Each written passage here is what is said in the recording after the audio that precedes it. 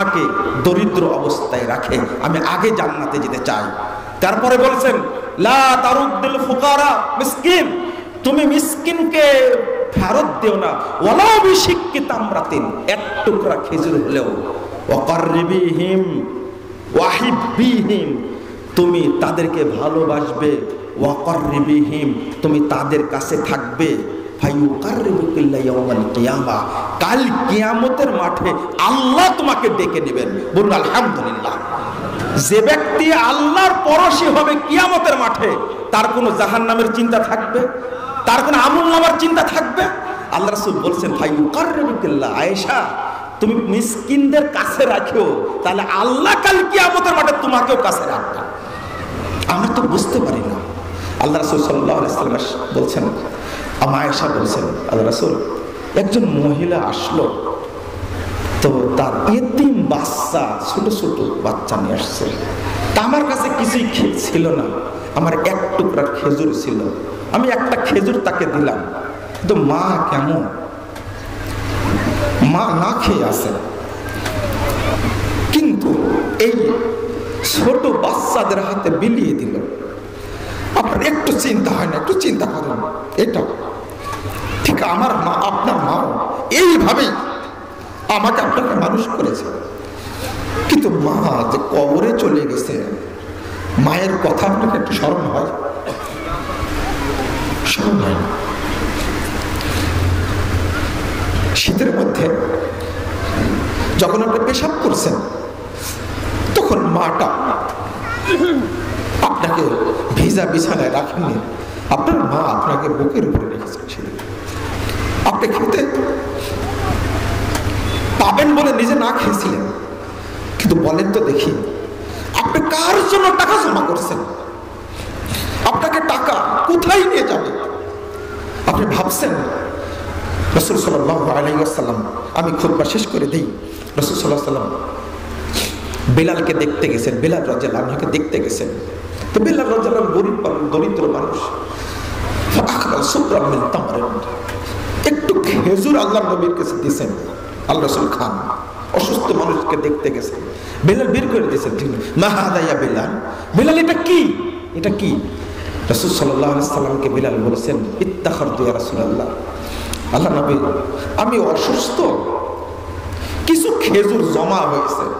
আল্লাহ রাসূল বলেছেন, আমা খিফতা তাসমাউ লাহু বুখারান ফিন্নার, বেলাল তুমি কি জাহান্নামের তাপের কি শব্দ শুনতে পাও না? জাহান্নামের তাপ, এই শব্দ শুনতে পাও না? আনফিক ইয়া বেলাল মিনজিল ইকলালান আরশ ইকলালান, তুমি মনে করে না আল্লাহর আরশের মালিকের কাছে কম আছে, তুমি এতটুকু জমা করে রাখছো, এটাই জাহান্নামে যাওয়ার কারণ হবে। ইন্না লিল্লাহি ওয়া ইন্না ইলাইহি রাজিউন। কাল কিয়ামতের মাঠে যদি দরিদ্র ব্যক্তি আপনার বিপক্ষে বাদী হন, আল্লাহ রাসূল বলছেন আল্লাহকে নালিশ করবে। একজন এতিম, একজন মিসকিন নালিশ করবে, আল্লাহ বলবেন, ওই আদমের সন্তান, আমি না খেয়েছিলাম, আমি পিপাসিত ছিলাম, আমি অসুস্থ ছিলাম, তুমি আমাকে খাবার দেওনি। প্রত্যেককেই দাঁড়াতে হবে আল্লাহর সামনে। এই জন্য নবী রাসূল কোনো সম্পদ রেখে যাননি, আবু বকর, ওমর, ওসমান সম্পদ কেউ রেখে যাননি, কারণ কাল কিয়ামতের মাঠে আল্লাহ বাদী হবেন। আল্লাহ রাসূল বলছেন, এই কুল্লু জারিন মুতাআল্লিকিন বিজারিহি, প্রত্যেক পরশী তার দরিদ্র পরশীর কাছে বন্দী থাকবে কিয়ামতের মাঠে। ইয়া রব সালহু লিমাদা আগনা আন্নি বাবাহু, আল্লাহ আপনি এই ধনী লোকটাকে জিজ্ঞাসা করেন, সম্পদ ছিল, সে আমার কারণে তার দরজা কেন বন্ধ করে রাখছিল? জিজ্ঞেস করেন, আল্লাহকে জিজ্ঞেস করেন, বলতে বলুন, জিজ্ঞেস করেন তাকে, আমার কাছে খাবার ছিল না কিন্তু আমাকে খাবার দেয়নি। বহু মানুষ দরিদ্র কষ্টের মধ্যে আছে, আমরা এটা করতে চাই না। আল্লাহ যেন আমাদের অন্তরটাকে বড় করে দেন, বলুন আমিন। আল্লাহ রাব্বুল আলামিন যেন আমাদের সকলকে কবুল করে নেন, আমিন।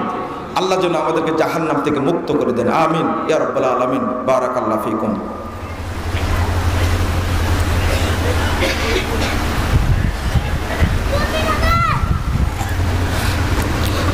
আলহামদুলিল্লাহি ওয়াহদা ওয়াসসালাতু ওয়াসসালামু আলা মান লা নাবিয়্যা বা'দা। আল্লাহুম্মা সাল্লি আলা মুহাম্মাদ ওয়া আলা আলি মুহাম্মাদ কামা সাল্লাইতা আলা ইব্রাহিম ওয়া আলা আলি ইব্রাহিম ইন্নাকা হামিদুম মাজিদ। আল্লাহুম্মা বারিক আলা মুহাম্মাদ ওয়া আলা আলি মুহাম্মাদ কামা বারাকতা আলা ইব্রাহিম ওয়া আলা আলি ইব্রাহিম ইন্নাকা হামিদুম মাজিদ।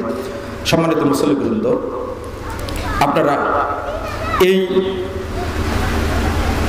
জিকে ফাউন্ডেশনের যারা পরিচালনা করেন, বিশেষ করে আমাদের ভাই আখতারুজ্জামান, সে ক্ষতিগ্রস্ত এই বছরটাতে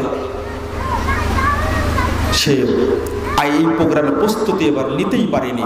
এরপরেও যারা আয়োজন করেছেন, আল্লাহ যেন তাদেরকে উত্তম প্রতিদান দান করেন, আমিন। আমাদের জামান ভাইকে যেন আল্লাহ দ্রুত সুস্থ করে দেন, আবারও যেন দিনই কাজ করার জন্য আল্লাহ তৌফিক দান করেন।